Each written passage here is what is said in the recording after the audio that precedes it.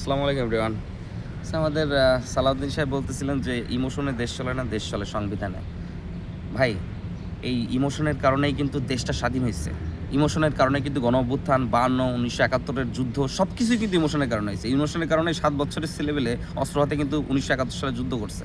যে দেশ স্বাধীন করতে হবে, এটা একটা ইমোশন। এই জুলাই গণ অভ্যুত্থানে কিন্তু একটা ইমোশন ছিল যে একটা বড় রেসিস্ট, একটা বড় গ্যাংয়ের কাছ থেকে বাংলাদেশের মানুষকে রক্ষা করছে এই স্টুডেন্টরা। আসলে আপনারা কারা? আপনারা তো কিছু না আওয়ামী লীগের কাছে। আওয়ামী লীগ একটা ব্র্যান্ড হয়ে গেছিল। আর আর ১ বছর ২ বছর পরে কিন্তু আপনাদের ছিটেফোঁটাও খুঁজে পাওয়া যেত না বাংলাদেশে। আপনারা কারা? বিএনপি আপনারা কারা? আপনারা যে সংবিধান করতেছেন, আপনারা কারা?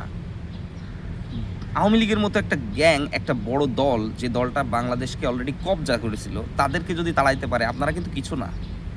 আরে ভাই, জুলাই তো গেছে, আর একটা জুলাই কিন্তু ক্ষমতার পরে আসতেছে। এই জুলাই পর্যন্ত তো আপনারা টিকবেন না, যা মনে হইতেছে। যে পরিমাণে ক্ষমতা আসার পর থেকে যে পরিমাণে আপনারা বেইমানি শুরু করছেন মানুষের সাথে, যেভাবে মানুষের সাথে প্রত্যেকটা বিষয়ে আপনারা নাকচ করতেছেন, বয়কট করতেছেন, জুলাই অভ্যুত্থান বয়কট করতেছেন, গণভোট বয়কট করতেছেন। ভাই, আপনারা দেশ চালাবেন কি নিয়ে? জনগণ নিয়ে। জনগণ যদি আপনাদেরকে কালকে বলে যে রাস্তায় নেমে যা, আপনারা কোথায় পালাবেন? আপনারা যদি ভারতেও জায়গা হবে না, শিলংয়েও জায়গা হবে না।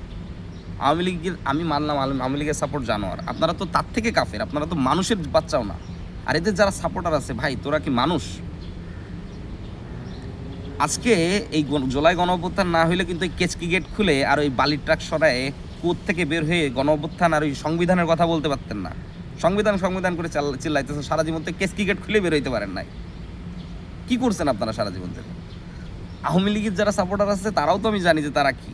ভাই, দেশের এত হরিলুট করলো, দেশের এত মানুষের জীবন নিল, কোথায় তালাবদ্ধ অন্ধকার ঘরের মধ্যে মানুষকে বন্দি করে মানুষের এক একটা জীবনের মালের কোনো মূল্যই দেয় না। এক কথায় বাংলাদেশকে মূলত বিক্রি করে দিয়েছে ভারতের কাছে। তারপরেও এদের সাপোর্টার এখনও আছে। কেন আছে জানেন? এদের দরকার ক্ষমতা। ফোন দিব আমার থানায়, অমুক ওসির কাছে ফোন দিব, আমাকে ছেড়ে দেবে। ফোন দিব আমার অমুক মানে অবৈধ ব্যবসা আমারে কোনো ধরবে না। ফোন দিব আমার অমুক ভাই করে দাও, একটা কাজ করে দাও, হয়ে যাবে। এই ক্ষমতা এদের, কিন্তু অন্য কিছুর দরকার নেই। এরা ক্ষমতা, এই ক্ষমতাটা এরা মনে করে যে বিশেষ ব্যাপার, কিন্তু জনগণ মরে যাক এটা কোনো ব্যাপার না।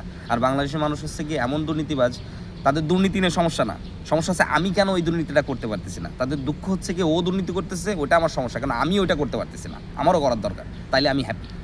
সো আপনাদের শুধু এটুকু বলবো, জাতীয় দল, আপনারা জাতীয় দল থাকতেন না আজকে যদি আওয়ামী লীগ থাকতো এখানে। সো আওয়ামী লীগের মতো ক্ষমতাধর দলকে এই দেশ থেকে নিপাত দিছে, এই দেশ থেকে পালাইতে বাধ্য করছে। তো এই স্টুডেন্টদের চ্যালেঞ্জ করবেন না। এরা কিন্তু একটা জুলাই গেছে, আর এই ক্ষমতায় আসার পর আরেকটা জুলাই আসতেছে।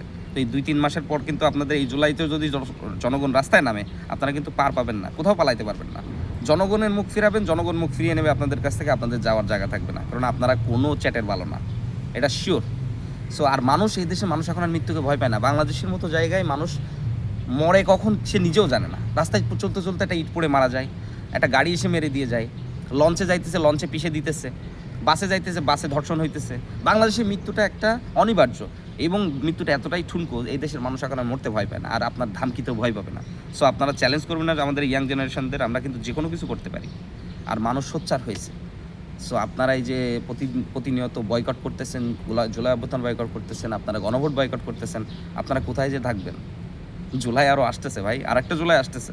সো 2টা জুলাইও পার করতে পারবেন না আপনারা। সামনের জুলাইতে দেখা যাচ্ছে আপনারা কট খেয়ে বসে আছেন। তো আপনাদের ঈদের আগে বলে দিয়ে আপনারা ভাই ভালো হয়ে যান, ইমান নিয়ে আসেন, মানুষ হন, সত্যের পথে থাকেন, যে ন্যায়ের পথে থাকেন। দেখেন তো, এখন তো দেখতে পাচ্ছেন অলরেডি কিন্তু মানুষ সোচ্চার হয়ে গেছে। অনেক চেয়ারম্যান মেম্বার চাল লুটের কারণে মানুষ দিতেছে কায়দা দেওয়া। জামাত ভালো কাজ করতেছে, সেখানেও মানুষ বাহাত ঠেলতেছে। জামাত ডাইরেক্টলি বলতেছে যে এটা চীনের দেওয়া অনুদান, চীনের দেওয়া, এবং এর আগেও দিত, কিন্তু সরকার সেটা খেয়ে ফেলতো। তার মানে কি? সে কিন্তু ওপেনলি বলতেছে। তাও সেটা অন্য মিডিয়া, একটা হলুদ মিডিয়া, সেটাকে ফ্যাব্রিকেট করে অন্যভাবে নিউজ করতেছে, জামাত নিজের নামে চালাই দিতেছে অনুদানটা। নো, স্টুডেন্টরাও, এনসিপি বলেন, এই যে হাসনাত বলেন, এরা যারা কাজ করতেছে দেশের জন্য করতেছে, দেশটারে এবার একটু একটু আলোর উজ্জ্বল দেখানো, আলোর আশা দেখার জন্য। তো আপনারা সোচ্চার হন, নিজের ভালো বোঝেন, দেশটারে ভালোবাসেন। ধন্যবাদ। ঈদ মোবারক।